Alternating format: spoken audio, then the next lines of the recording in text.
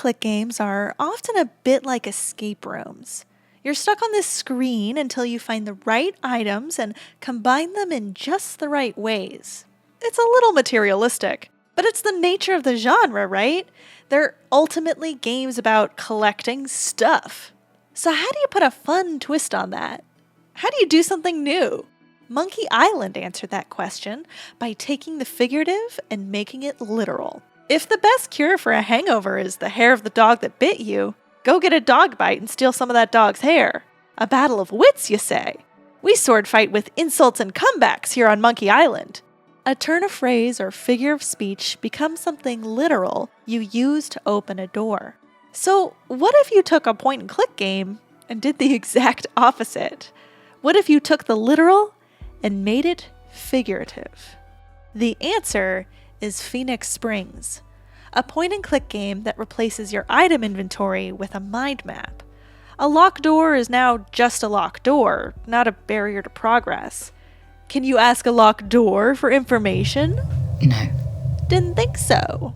You play Iris Dormer, a reporter looking for Leo Dormer, my little brother. Use the concepts from your mental map on your surroundings to unlock yet more concepts until you find your next lead on Leo Dormer's location.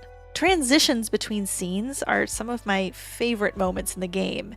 It's less like traveling from A to B, and more like passing between the membranes of adjacent but distinct realities. Suddenly you're somewhere new, walking through a shimmery curtain of surrealism. The first thing you'll notice about Phoenix Springs is the art. I mean, look at this thing. It invites you to just sit and breathe for a moment.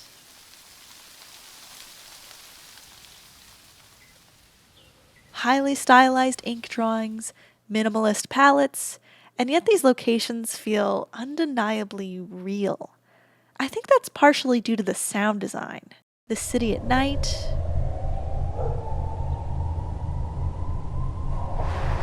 the rustling of leaves.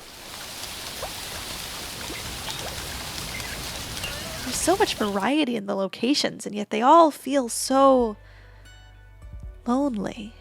You are a reporter, and so you do a lot of interviewing people. And each one of these interviews, have you ever had a hard time communicating with someone? Like, you're earnestly trying to have a conversation, but it's just not working. It's like you're talking past each other, and you leave the interaction feeling just so lonely. The most free-flowing conversation I had in the game was across an intercom, an unseen voice filtered through crackles and pops. Everyone else is just impenetrable.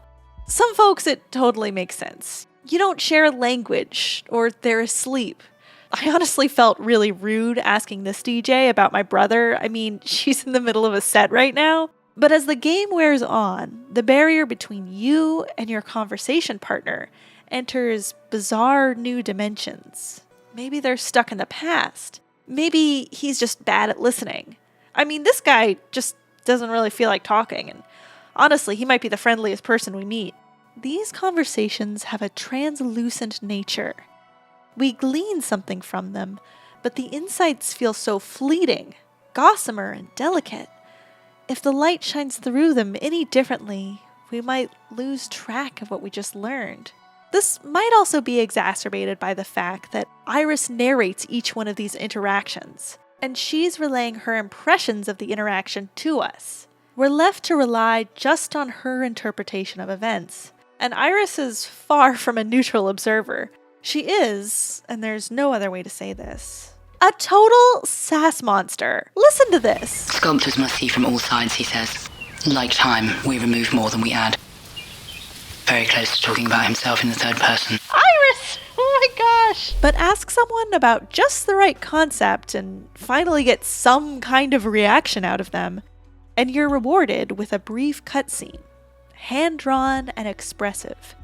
These moments are sprinkled throughout the game, and every time I stumbled into one, I suddenly felt like I'd entered a sacred space. Suddenly being up close to this person, looking them in the eye. A moment ago, they were an impenetrable stranger, but now, just for a second, there's intimacy between us. Phoenix Springs has a way of eluding you, of teasing on the edges of your awareness, inviting you just one more screen forward, one layer deeper, and then leaving you to wonder how the hell you ended up here. I am loath to tell you much more about the game. I just don't want to spoil any of your experience.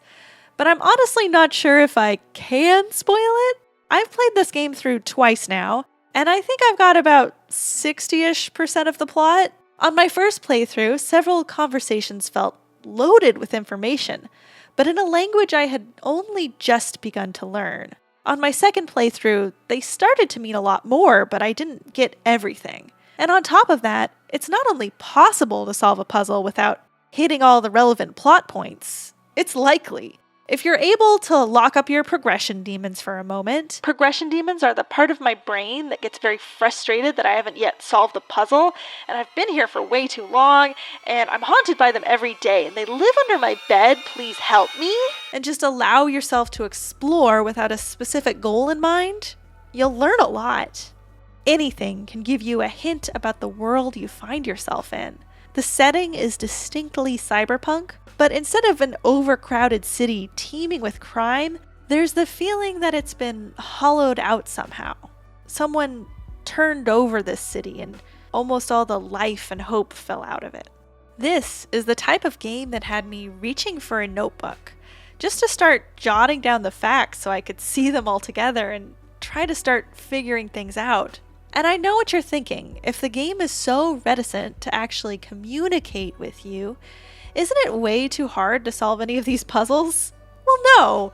If you're willing to debase yourself and become a filthy cheater like me, the developer-written guide is linked right here, right in the menu.